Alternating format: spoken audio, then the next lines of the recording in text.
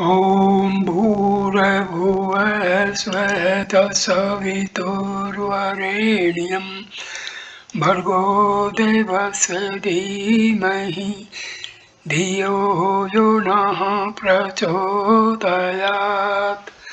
Om Shanti Shanti Shanti. Namaskar, my dear friends. I am giving you a very wonderful video about Manisha Panchakam, a great Advaita Vedanta book by Adi Shankaracharya. So you must listen and watch this video with patience and attentiveness. You will get a great hint about Advaita Vedanta. In this work, consisting of just 5 verses, Sri Shankara has brought out succinctly, means briefly, the essence of Advaita Vedanta. The occasion for this composition may first be narrated. One day, Sri Shankara was walking towards the temple of Lord Vishwanatha in Varanasi along with his disciples. It so happened that a sweeper was walking towards him on the same street. Sri Shankara asked the sweeper to move away from his path. The sweeper then asked him some questions which form the substance of 2 verses which are a prelude to the main work. On hearing these questions, Sri Shankara realized that the person before him was no ordinary sweeper. Shankara replies to these questions in 5 verses. These 5 verses have been collectively given the name Manisha Panchakam. The word Manisha, meaning conviction, appears in the last line in all the 5 verses. According to tradition, the sweeper was none other than Lord Shiva himself in that form. Sri Shankara himself is considered to be an incarnation of Lord Shiva. Therefore, this work is in essence a dialogue between 2 forms of Lord Shiva, intended to convey to the world the essence teachings of Vedanta. Questions such as whether even Sri Shankara practiced untouchability in spite of being an enlightened soul have no place in the light of these facts. Moreover, in all such cases, the story by itself is not important. To derive various conclusions about other matters on the basis of the story would be going off at a tangent. One fact which emerges is that once a person has attained self-knowledge, considerations such as his caste, etc., are totally irrelevant. The verses are now taken up one by one, the sweeper's questions. Anmaya Anmayadanmayam अथवा चैतन्यमेव चैतन्यात् दिविजवर दूरीकर्तुं वाचसी किं ब्रूहि गच्छ गच्छेति. O great among the twice born, what is it that you want to move away by saying go, go? Do you want the body made up of food to move away from another body made up of food? Or do you want consciousness to move away from consciousness? Kim Gangambuni Bimbate Ambarmarano Chandal Vatyepaya Pure Chantramasti Kanchan Ghati Mirtu Kumbhayo Ambare प्रत्यगुण वस्तुनि निरस्त्रंग सहजानंदावबोधा बुद्धौ विप्रो अयम स्वपचो यमित्यपि महान कोपयम विवेद भर्मः. Is there any difference between the reflection of the sun in the waters of the Ganga and its reflections in the water in a ditch in the quarters of the outcast, or between the space in a gold pot and in a mud pot?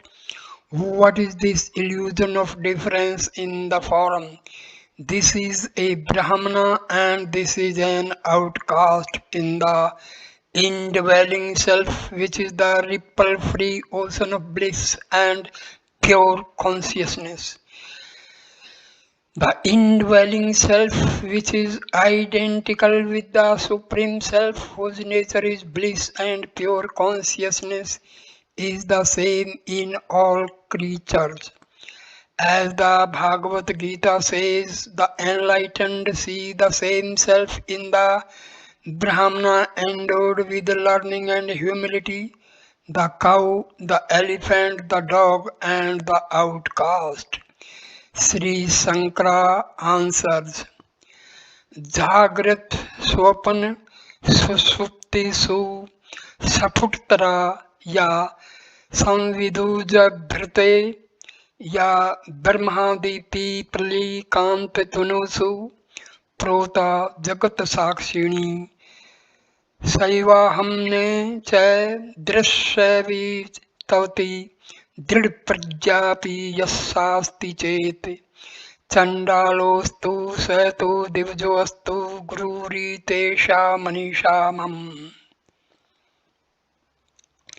If a person has attained the firm knowledge that he is not an object of perception, but is that pure consciousness which shines clearly in the states of waking, dream, and deep sleep, and which, as the witness of the whole universe, dwells in all bodies from that of the Creator Brahma to that of the ant, then he is my Guru, irrespective of whether he is an outcast or a Brahmana.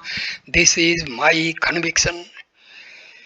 In the waking state, the physical body as well as the senses and the mind function and experience external objects.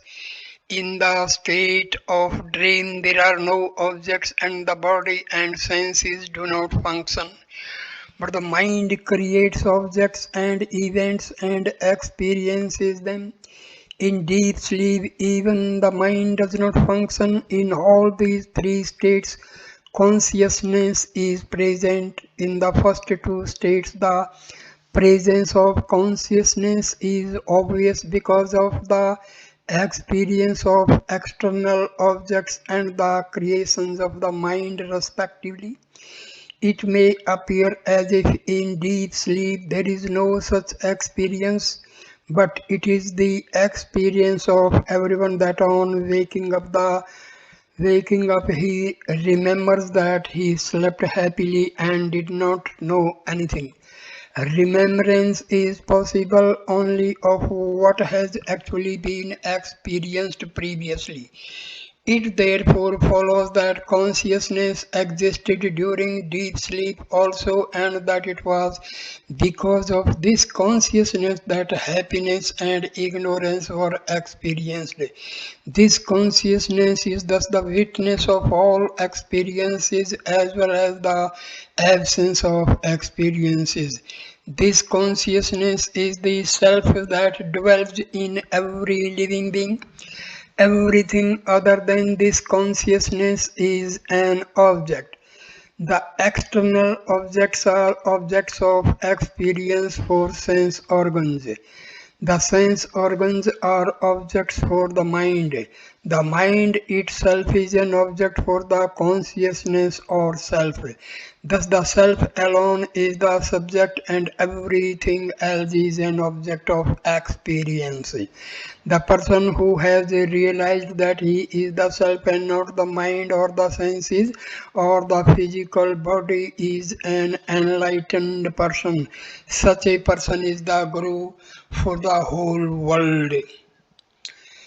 ब्रह्मैवानिदं जगच्छय सकलं चिन्मात्रे विस्तारितं सर्वं चेतद्विद्यया त्रिगुणया शेषं मया कल्पितम् इत्थं यस्य दृढमति सुखत्रे नित्य परे निर्मले चाण्डालोऽस्तु स दिवजोऽस्तु गुरुरीतेषा मनीषा मम. I am Brahma, pure consciousness. It is pure consciousness that appears as this universe. All this is only something conjured up by me because of avidya, nescience, which is composed of the three gunas, sattva, rajas and tamas. One who has attained this definite realization about Brahma, which is bliss itself, eternal, supreme and pure, is my Guru, whether he is an outcast or a Brahman. Savan swaram mev visu akhilam nischate vacha guruh nityam brahm nirantaram vimarshata निर्वाज शांतान्मना भूतम भावी च दुष्कृतम प्रदहता सविन्मये पावके प्रारब्धया समर्पतिम सौ पुरीतेषा मनीषा मम. Having come to the definite conclusion under the instruction of his Guru that the entire universe is always perishable, he who with a calm and pure mind constantly meditates on Brahma and who has burnt his past and future sins in the fire of knowledge submits his present body to the operation of his prarabdha karma. This is my conviction. Karma in the sense of results of actions performed is divided into three categories. Sanchita karma, the accumulated results of actions performed in past births. Second, prarabdha karma, those results of past actions which have given rise to the present body. And third, agami karma, the results of actions performed in the present birth. On the dawn of self-knowledge, the first category is completely destroyed along with the third category acquired up to the time of attainment of knowledge. After the dawn of knowledge, any action performed does not produce any result in the form of merit or demerit. The second category, prarabdha karma, is not destroyed on the attainment of self-knowledge but has to be exhausted only by being actually experienced. On the exhaustion of this category of karma, the body of the enlightened person falls and the Jivan Mukta becomes a Videha Mukta. This is brought out in the above sloka by statement that the enlightened person merely submits his body to the operation of prarabdha karma. Ya triyant nar devati bhir mitante saputa grihate यद भाषा हृदय अक्षय देह विषया भांति सबतो चेतना ताम भाषई पिहिता करमंडलम निभा सफुर्तिम सदा भावयन. अर्थात the self or pure consciousness is experienced clearly within by animals, man and gods as I. It is by the reflection of this pure consciousness that the mind, senses and body, which are all insentient, appear to be sentient. External objects are perceived only because of this consciousness. This self is, however, concealed by the very mind, senses, and body, which are illumined by it. Just as the sun is concealed by clouds, the yogi who with a calm mind always meditates on the self is my Guru. This is my conviction. The self or pure consciousness is what enlivens the mind, senses, etc., which are insentient and enables them to function. Clouds owe their origin to the heat of the sun, which makes the water in the oceans evaporate. The clouds become visible only because of the light of the sun behind them. The same clouds hide the sun from our view. Similarly, the body, mind, and the senses, which owe their sentiency to the pure consciousness that is the self, conceal the self from us by making us engage ourselves in worldly pursuits all the time. The self can be realized only if the senses and mind are withdrawn from external objects. यत् सौखाम्बुधिलेशलेशत इमे शक्रादयो निवृत्तः यच्चिते निद्रां प्रशान्तकलने लब्धा मुनिनिवृत्तः यस्मै नित्यसुखाम्बुधो गलितधीर् ब्रह्मैव न ब्रह्मवित् यः कश्चित् सुरेन्द्रवन्दितो पदो नूनं मनीषामम्. The self, which is Brahma, is the eternal ocean of supreme bliss. A minute fraction of that bliss is enough to satisfy Indra and other gods. By meditating on the self with a perfectly calm mind, the sage experiences fulfillment. The person whose mind has become identified with the self is not a mere knower of Brahma, but Brahma itself. Such a person, whosoever he may be, is one whose feet are fit to be worshipped by Indra himself. This is my definite conviction. The the Upanishads say that the happiness experienced by all living beings, including the gods, is only a minute fraction of the supreme infinite bliss of Brahma. Brihadaranyaka 4.3.32 Taittiriya 2.8. Knowing Brahma means knowing that one is Brahma and not the body-mind complex.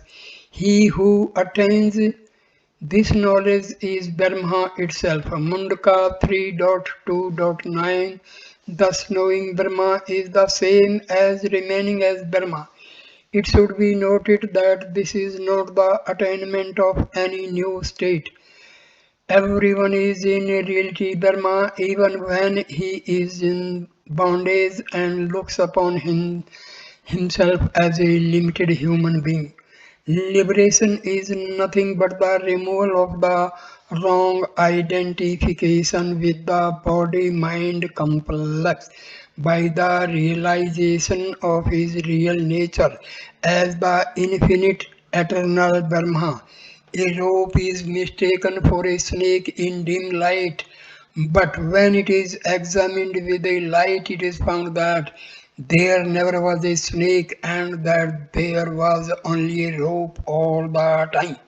No one would say that there was a snake previously and that it had gone away.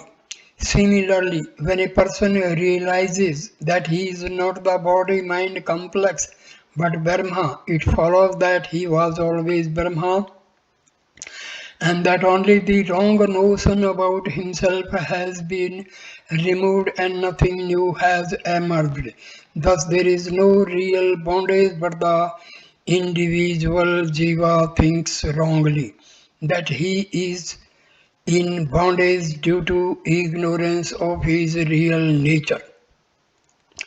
When this ignorance is removed as a result of Sarvana, Manana and Nidhi Dhyasana, the person becomes a Jivan Mukta here itself. So this is a wonderful work by Adi Shankara.